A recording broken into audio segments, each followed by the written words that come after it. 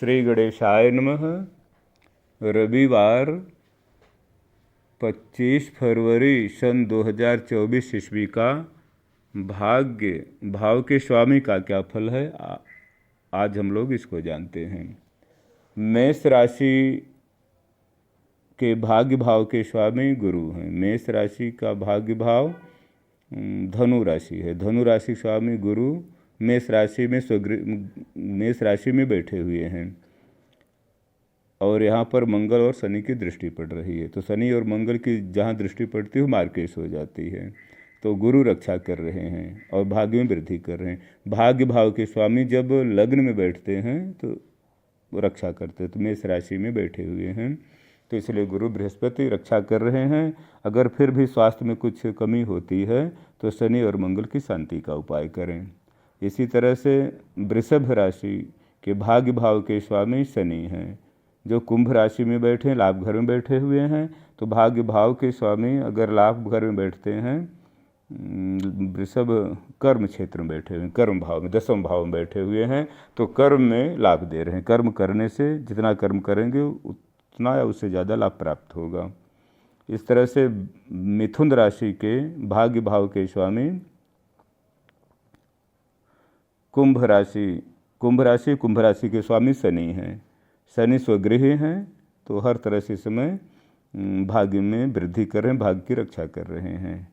कर्क राशि वालों के लिए भाग्य भाव के स्वामी गुरु हैं और दसम भाव में बैठे हुए हैं, कर्म क्षेत्र में रक्षा कर रहे हैं।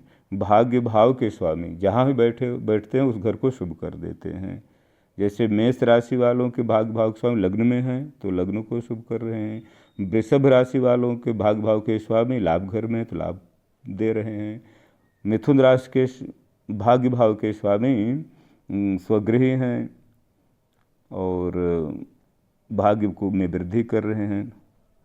कर्क राशि वालों के भाग्य भाव के स्वामी गुरु हैं और गुरु कर्म क्षेत्र में बैठे हुए हैं, तो कर्म क्षेत्र में शुभता प्रदान कर रहे हैं, सफलता दे रहे हैं। इसी तरह से सिंह राशि वालों के स्वामी भाग्य भाव के स्वामी मंगल हैं। मंगल सिंह राशि से 1 2 3 4 5 6 छठे भाव में बैठे हुए हैं, तो छठे भाव में मंगल उच्च के होकर के मकर में मंगल उच्च के हो जाते हैं, तो शत्रुओं से रक्षा कर रहे हैं। और इसमें शुक्र भी बैठे हैं, तो थोड़ा सा शुक्र से मंगल में जमती नहीं, तो शत्रुओं से या जिनसे जमती नहीं, बात नहीं बनती, उनसे थोड़ी दूरी बना कर रखें तो ज़्यादा ठीक होगा। और कन्या राशि वालों के भाग्य भाव के स्वामी शुक्र हैं और शुक्र कन्या राशि से इसमें पंचम भाव में बैठे हैं, तो भाग्य भाव के स्वामी पंचम अर्थात विद्या और संतान के क्षेत्र में लाभ दे रहे हैं। और तुला राशि वालों के भाग्य भाव के स्वामी बुध हैं। मिथुन का घर है बुध स्वामी। बुध इस समय तुला राशि से पंचम भाव में हैं, तो बुध तुला राशि वालों के भी संतान और विद्या के क्षेत्र में भाग्य भाव के स्वामी बुध लाभ प्रदान कर रहे हैं। और वृश्चिक राशि वालों के लिए भाग्य कर्क राशि है, भाग्य घर कर्क राशि, उसके स्वामी चंद्रमा हैं। चंद्रमा इस समय सिंह राशि में है, लाभ घर में है, तो तुला राशि वृश्चिक राशि वालों के लिए चंद्रमा बहुत अच्छा लाभ प्रदान कर रहे हैं, क्योंकि लाभ घर में बैठे हुए हैं। भाग्य घर के स्वामी लाभ घर में बैठे हुए हैं कर्म क्षेत्र में, तो कर्म में जितना दसम कर्म भाव में बैठे हुए हैं, तो कर्म से लाभ प्रदान कर रहे हैं, कर्म में सफलता दे रहे हैं। और धनु राशि के भाग्य भाव के स्वामी सूर्य हैं, सिंह राशि का घर है, तो सूर्य इस समय कुंभ राशि में है। कुंभ राशि में शनि के साथ होने से सूर्य थोड़ा सा उत्साह में कमी ला रहे हैं, क्योंकि तीसरा घर उत्साह का होता है, तो भाग्य भाव के स्वामी तो वहाँ तो हैं, उत्साह बढ़ाने की कोशिश कर रहे हैं, लेकिन शनि के सानिध्य हो जाने से, शनि की छाया पड़ जाने से थोड़ा उतना लाभ नहीं दे पा रहे हैं। तो इस तरह से भाग्य को बढ़ाने के लिए शनि को थोड़ा शांत करेंगे तो सूर्य उत्साह में और साहस में वृद्धि करेंगे और भाइयों को सुख प्रदान करेंगे। और इसी तरह से मकर राशि वालों के लिए धनु राशि के सिंह हैं भाग्य भाव के स्वामी, और मकर राशि के भाग्य भाव के स्वामी बुध हैं। कन्या घर है, कन्या राशि का घर, इसके स्वामी बुध हैं, और बुध दूसरे हैं मकर राशि से। तो बुध धन, संचित धन में की रक्षा कर रहे हैं, वृद्धि कर रहे हैं, और परिवार में पारिवारिक सुख शांति प्रदान कर रहे हैं। तो इस तरह से भाग्य भाव के स्वामी बुध मकर राशि वालों के लिए इस समय दूसरे परिवार को सुख शांति, परिवार से लाभ प्रदान करने का अवसर बनाए हुए हैं। और कुंभ राशि वालों के भाग्य भाव के स्वामी शुक्र हैं, और शुक्र इस समय कुंभ राशि से 12 में हैं। तो धन खर्च का योग बनाए हुए हैं। अच्छे कर्मों में धन खर्च करेंगे तो लाभ होगा, और थोड़ा सा ध्यान नहीं देंगे तो थोड़ा खर्च गलत हो सकता है, जिसको अपव्यय कहते हैं। तो इस तरह से जान करके भाग्य भाव के स्वामी के अनुसार चलने पर लाभ प्रदान होता है। और मीन राशि वालों के भाग्य भाव के स्वामी मंगल हैं। वृश्चिक का घर है, वृश्चिक राशि का।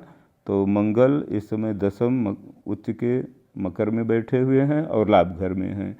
तो भाग्य भाव के स्वामी मीन राशि वालों के लिए लाभ प्रदान कर रहे हैं।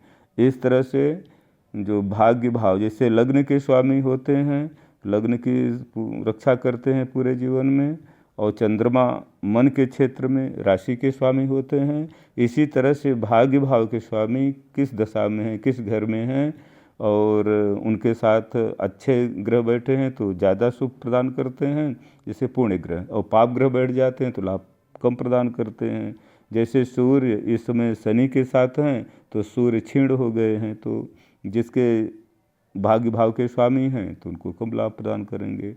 इसी तरह से जिसके भाग्य भाव में, जैसे मीन, कर्क राशि वालों के भाग्य भाव के स्वामी मीन में राहु बैठे हुए तो मानसिक उलझन प्रदान कर देते हैं। भाग्य तो बढ़ा रहे हैं, लेकिन वहाँ पर जैसे राहु इसी तरह से जो भाग्य भाव के स्वामी का फल कहा गया, उनमें जहाँ जहाँ पर पाप ग्रह बैठे हुए हैं तो उस सुख को कम कर दे रहे हैं, और जो पूर्ण ग्रह बैठे हैं या पूर्ण ग्रहों की दृष्टि है तो लाभ को और बढ़ा दे रहे हैं। लेकिन फिर भी भाग्य भाव के स्वामी जहाँ भी बैठते हैं वहाँ पाप ग्रहों से रक्षा करते हैं और हर तरह से लाभ प्रदान करते हैं। कहते हैं 9वां भाव भाग्य भाव होता है, और भाग्य भाव के स्वामी जहाँ बैठते हैं, जिस घर में बैठते हैं, उस घर को शुभता प्रदान करते हैं। बस ये देखना होता है कि वह घर किस क्षेत्र में काम कर रहा है। जैसे लग्न भाव है, तन क्षेत्र में काम करता है, तन क्षेत्र की जानकारी शारीरिक।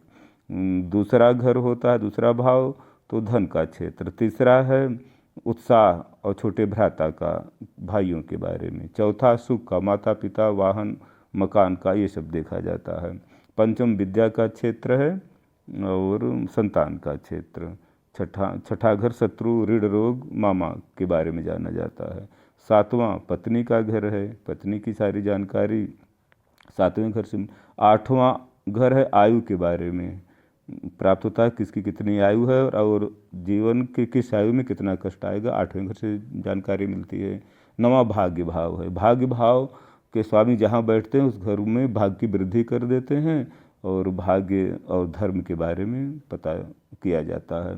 और 10वां कर्म क्षेत्र है, पिता का घर है, तो पिता के बारे में सारी जानकारी, और कर्म में जीविका के बारे में कि किस क्षेत्र में लाभ मिलेगा, कैसा कर्म होगा, कौन ग्रह सपोर्ट कर रहे हैं, कौन विपरीत है, इसकी जानकारी मिलती है। और 11वां घर लाभ घर होता है, लाभ घर आय वृद्धि का है, लाभ का है, कैसा कौन ग्रह लाभ दे रहे हैं, कौन इस घर के स्वामी के शत्रु हैं, मित्र हैं। और 12वां घर व्यय का होता है। इस तरह से भाग्य भाव के स्वामी का फल जान करके, स्थिति जान करके फलादेश कहा गया। और ऐसे जान करके जो थोड़ा सा भी ध्यान देते हैं अपने भाग्य भाव को, जैसे लग्न भाव को राशि भाव के स्वामी को संभालते हैं, वैसे भाग्य भाव को आप भी अगर पूजा करते हैं तो भाग्य में वृद्धि होती है। हरि ओम तत्सत।